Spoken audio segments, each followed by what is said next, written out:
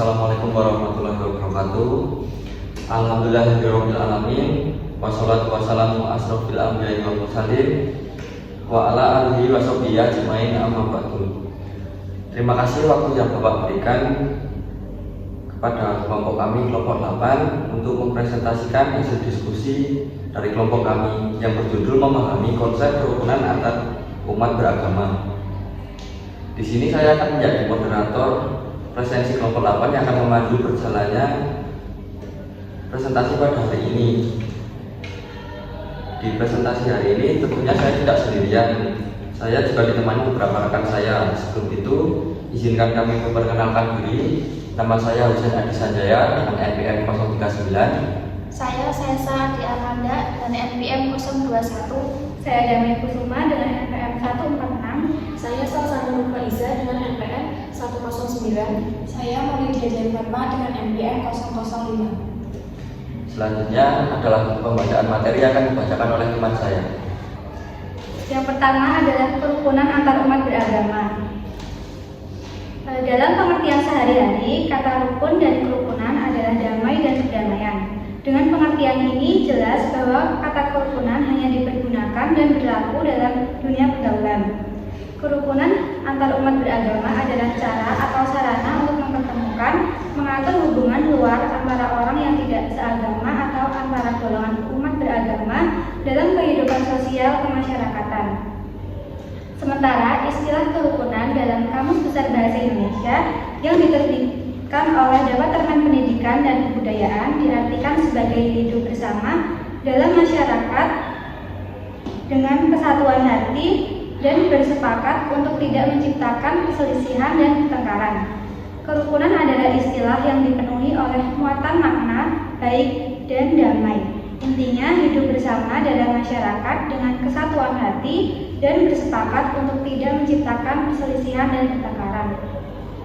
Jadi dapat disimpulkan bahwa kerukunan ialah hidup damai dan tentram saling toleransi antara masyarakat yang beragama sama maupun berbeda. Kesediaan mereka untuk menerima adanya perbedaan keyakinan dengan orang atau kelompok lain, membiarkan orang lain untuk mengamalkan ajaran yang diyakini oleh masing-masing masyarakat dan kemampuan untuk menerima perbedaan. Selanjutnya materi yang kedua yaitu agama Islam merupakan rahmat Allah. Ajaran Islam rahmatan lil alamin sebenarnya bukan hal baru. Basisnya sudah kuat di dalam Al-Quran dan hadis. Bahkan telah banyak diimplementasikan dalam sejarah Islam, baik pada abad klasik maupun pada abad pertengahan. Secara etimologis, Islam berarti damai, sedangkan rahmatan lil alamin berarti kasih sayang bagi semesta alam. Maka yang dimaksud dengan Islam rahmatan lil alamin adalah Islam yang kehadirannya di tengah kehidupan masyarakat maupun mewujudkan kedamaian dan kasih sayang bagi manusia maupun alam. Rahmatan lil alamin adalah istilah Qur'ani dan istilah itu sudah terdapat dalam Al-Quran, yaitu sebagaimana firman Allah dan surat Al-Anbiya ayat 107. Wa ma arsalna illa rahmatan lil alamin, dan tidaklah kami mengutus kamu melainkan untuk menjadi rahmat bagi semesta alam. Ayat tersebut menegaskan bahwa kalau Islam dilakukan secara benar dengan sendirinya akan mendatangkan rahmat, baik itu orang Islam maupun untuk seluruh alam. Materi yang terakhir ada kebersamaan dalam pluralitas agama. Pluralitas adalah kondisi keberagaman. Kata pluralitas jelas artinya adalah ada banyak macam, ada perbedaan, ada keanekaan. Pluralitas mengungkapkan fakta bahwa ada banyak. Kebersamaan dalam pluralitas agama merupakan konsep penting dalam masyarakat majmuk seperti Indonesia. Pluralitas agama mengacu pada pengakuan terhadap keberagaman agama dan upaya memahami perbedaan-perbedaan yang ada. Hidup berdampingan secara pluralistik tidak hanya menekankan toleransi, namun juga saling menghormati dan saling membantu antar umat beragama tanpa mengorbankan keyakinannya masing-masing.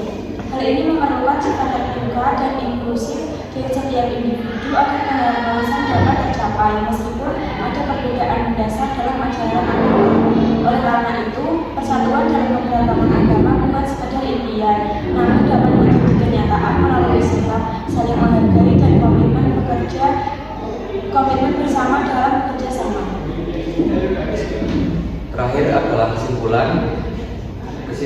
dari materi ini tadi adalah secara keseluruhan kerukunan antar umat beragama adalah kondisi ideal di mana semua golongan agama dapat hidup berdampingan dengan saling menghormati dan membantu satu sama lain. Hal ini tidak hanya memperkuat ikatan sosial tetapi juga menciptakan suasana damai yang diperlukan untuk pembangunan masyarakat yang harmonis. Dengan komitmen untuk saling menghargai dan bekerjasama, kerukunan antar umat beragama dapat terwujud sebagai kenyataan dalam kehidupan sehari-hari.